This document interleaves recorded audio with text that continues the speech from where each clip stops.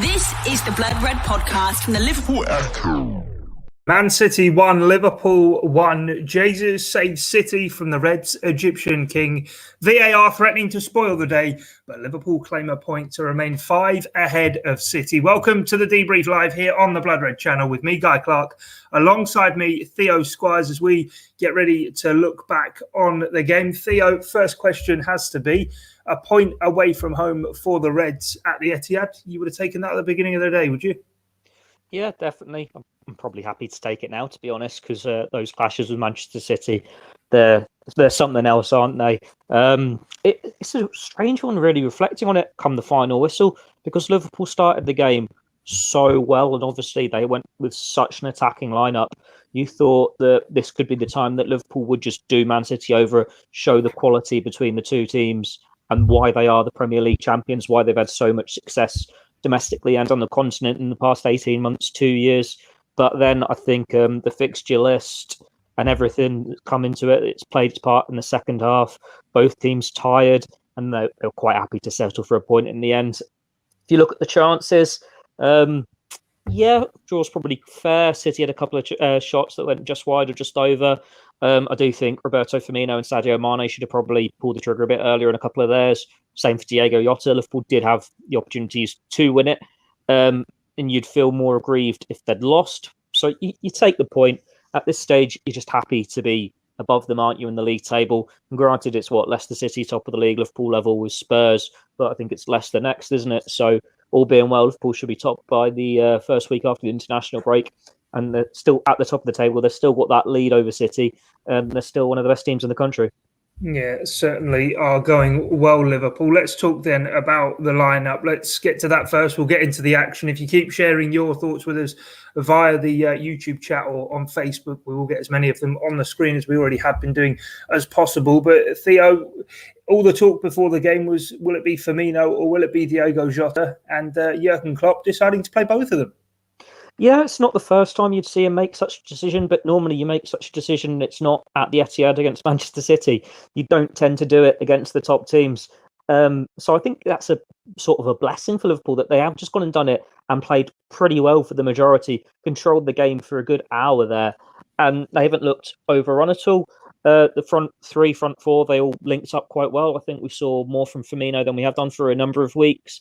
Jota probably wasn't as lively as he has been, and I think Shaqiri got a little lost when he came on, but it certainly saw Salah performing as he does, doing so well, and we know what a danger he is centrally. We know how much Man City fear the pace through the middle. Guardiola's been quoted many times before how he fears these Liverpool forwards. Sadio Mane involved as well. You can see why Jurgen Klopp did it, because it was a tough decision to make. But then you look who Liverpool got available, and it's like, well, if Thiago Alcantara had been fully fit, he'd be in that midfield. If Fabinho had been fully fit, if there wasn't the gap in defence, he'd have been in that midfield. So I think it was probably the easiest choice for Jurgen Klopp there to do his informed players and to do a player that has been so good for Liverpool for the entirety of his reign, as opposed to, say, throwing in Naby Keita or a Curtis Jones. So I can see why I made the decision, and no qualms with it, nothing wrong with it. They did a good job with so many attacking talents on the pitch. You would have liked to see him score more than one, but they were very unlucky not to in that first half.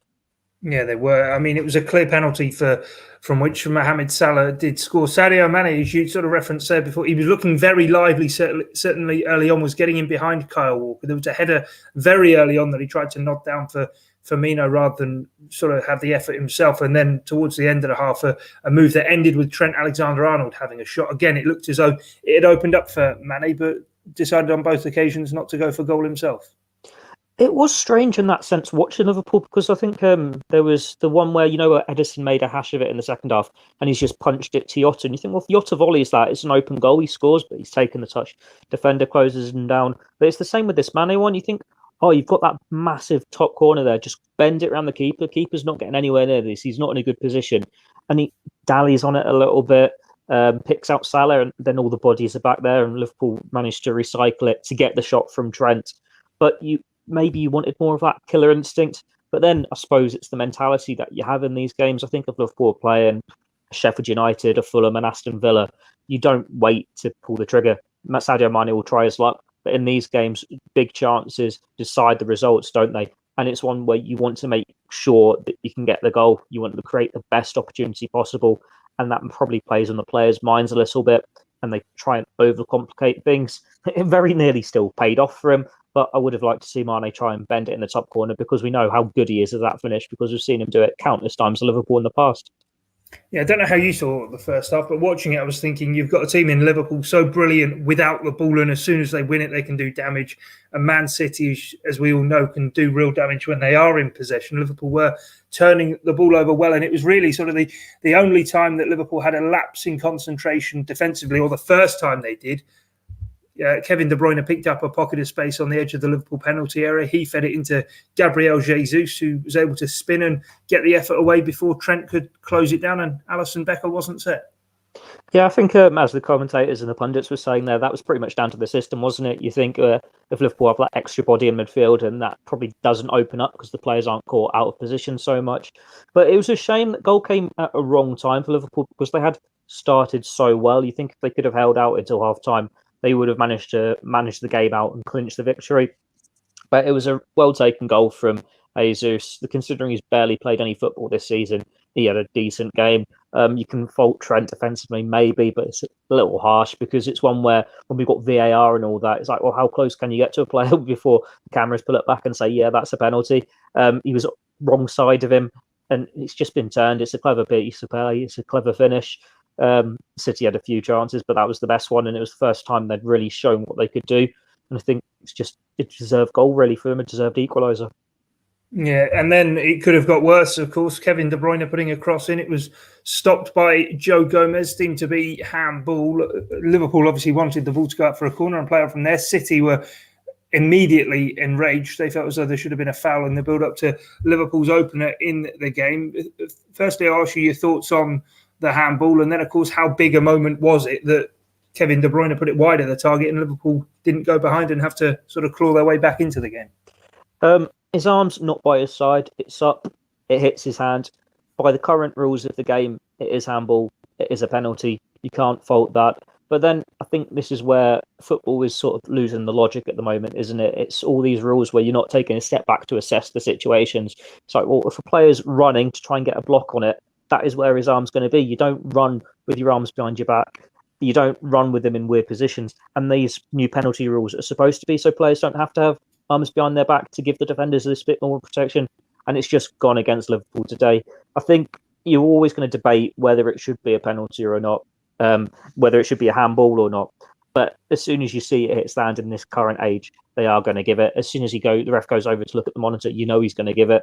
And it's just harsh that Liverpool have been unstuck that way. But it was surprised to see Kevin De Bruyne miss, because he's usually so reliable, same as Mohamed Salah. You see Salah step up, you're expecting a goal. See De Bruyne step up, and you expect the same, especially with Alisson's patchy record at saving them. Like, he still gets sent the wrong way, and it's fortunate he's dragged it wide.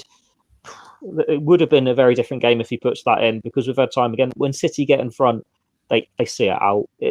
That next goal would have been decisive in this game, I reckon. And I think as soon as Man City missed that, Liverpool realised how close they were to falling behind. It was contributed to the second half where they were. It's more like a chess game, wasn't it? Cat and mouse, both of them just happy to settle for the point if there was no big opening to snatch the points. Yeah, Opta tweeting during the game that Kevin De Bruyne's penalty miss was the first one in the Premier League to completely miss the target since Riyad Mahrez against Liverpool at Anfield back in October 2018. Very, very weird coincidence. Yeah, it is a very weird coincidence, that one. Let's talk about Trent Alexander-Arnold. Not really all too much to talk about in the second half, but he did have to go off injured. International break is now upon us. It did feel as though certainly that second half, after such an intense first half, all the football that has been in the build-up to this game, that maybe the football and the action did catch up on everyone, and unfortunately looks as though Trent may have a calf injury to contend with.